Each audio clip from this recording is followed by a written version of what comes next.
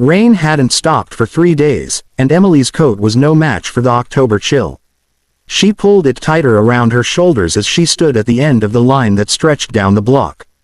The soup kitchen door glowed like a promise, warm light spilling out into the gray drizzle, and she clung to that glow as if it were hope itself. Lily, her 6-year-old, pressed close to her leg, silent and shivering, her cheeks pink from the cold. Emily brushed a strand of damp hair from her daughter's face and whispered, "Almost there, sweetheart. Just a few more minutes." Once, she'd waited in lines like these for concert tickets or Christmas sales, not for soup. She used to wear heels and laughter, not cracked boots and exhaustion. But after the layoffs, the eviction, the endless closed doors, life had narrowed to this, one meal at a time. Pride was a luxury she couldn't afford anymore. The air around her smelled of wet clothes, cheap coffee, and faint despair. But there was also kindness in the volunteers, voices, a soft, practiced gentleness that made her throat tighten.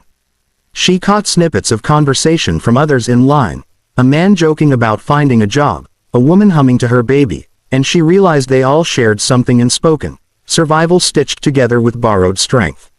When the doors finally opened wider, a wave of warmth hit her face. The room was small, crowded but welcoming. A volunteer smiled at Lily and handed her a cookie before she even reached the counter. Emily felt tears prick her eyes, such a small gesture, yet it felt like grace. "Thank you," she murmured, her voice barely above a whisper. She didn't look up much as she moved forward, afraid someone might recognize her, a former colleague, an old neighbor, anyone from the life she'd lost.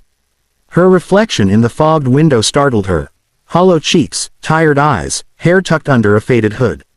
Was this really her? She bent down and kissed Lily's forehead. "It's okay, baby," she said softly.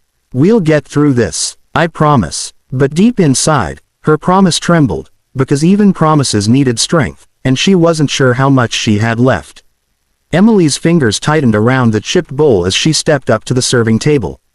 The smell of chicken broth and herbs filled the air, warm and comforting, and for a moment she closed her eyes, imagining she was back in her own kitchen, stirring soup on a Sunday evening while Lily colored at the table. But that illusion shattered when she heard a voice, deep, steady, familiar. "Next, please." Her breath caught. She knew that voice. Even after all these years, it still lived somewhere in her memory, in old laughter, in late-night whispers, in the echo of dreams that never came true. Slowly, she lifted her gaze, and there he was. Daniel Hayes. Time had sharpened him. His jaw was stronger, his hair shorter, threads of gray catching the fluorescent light. But his eyes, those warm, dark eyes, hadn't changed at all. They were the same eyes that once looked at her like she was the only girl in the world. Her heart stumbled, panic rising in her chest. She wanted to turn and run. She couldn't let him see her like this, worn down, clothes patched and shoes splitting at the seams. He was supposed to remember her laughing under summer skies, not standing in a soup line, broken and tired. "Chicken soup, please," she said, forcing her voice to steady. Daniel ladled the soup carefully, but his hand hesitated halfway. His eyes met hers, searching, unsure. "Emily," he whispered, as if the name itself might vanish if he said it too loudly.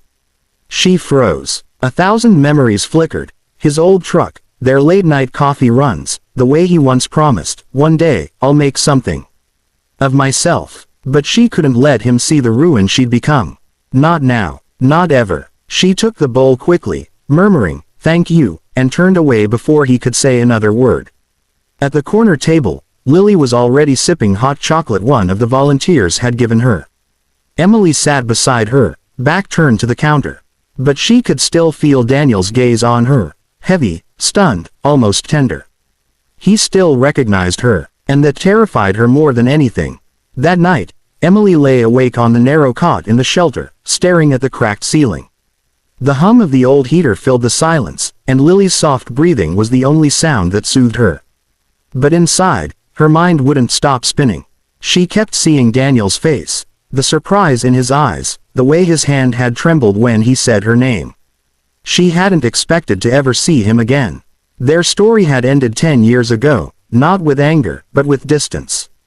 Daniel had wanted to start his own business, and she had wanted stability, a family, a home, a future that felt safe. They had been too young, too scared of failure. When her father got sick and her mother begged her to stay, Emily chose security over love.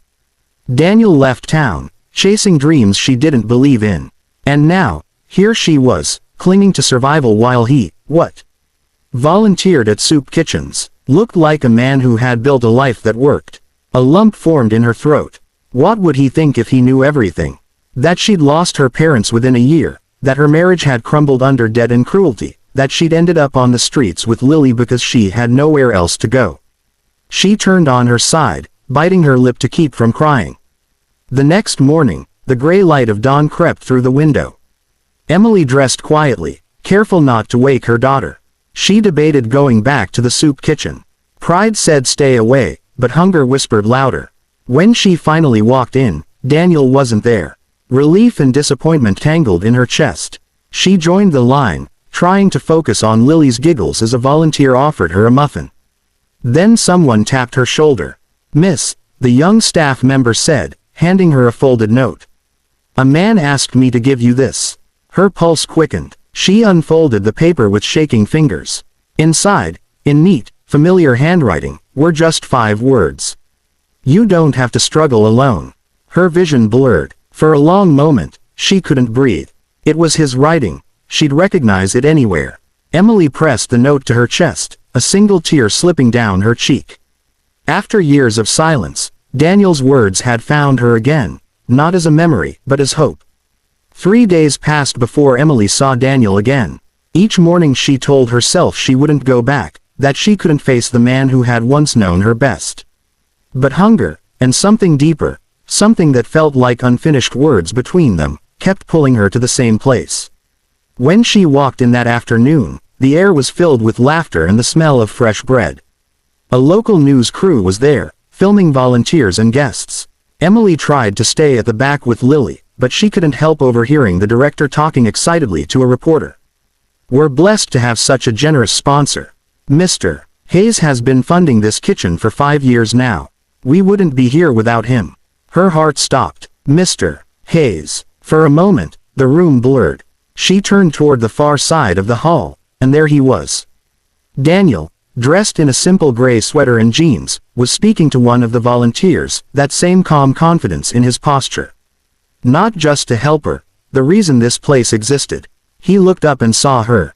Their eyes met again, and this time, neither of them looked away. He crossed the room slowly, careful not to startle her. "You came back," he said softly. "I didn't know." Her voice cracked. "You're the one helping all these people." He smiled faintly. "Not helping. Just giving back. I know what it's like to start from nothing." He paused, searching her face. "Emily, you don't have to disappear every time you fall. You're stronger than you think." Tears welled in her eyes. "You don't know what I've been through." "I don't need to," he said gently. "I can see what you've survived." He reached into his jacket and handed her an envelope. Inside were job listings and a voucher for temporary housing. No pity, just opportunity. "Let me help you start again," he said. "Not because I owe you anything. Because I never stopped caring." Emily covered her mouth, overwhelmed. For the first time in years, she felt seen, not as a failure, not as a burden, but as someone who still mattered. She looked at Lily, who was laughing nearby, and whispered, "Maybe we can start again, too." Daniel smiled. "I'd like that." And just like that, amidst the scent of soup and rain, hope found its way home.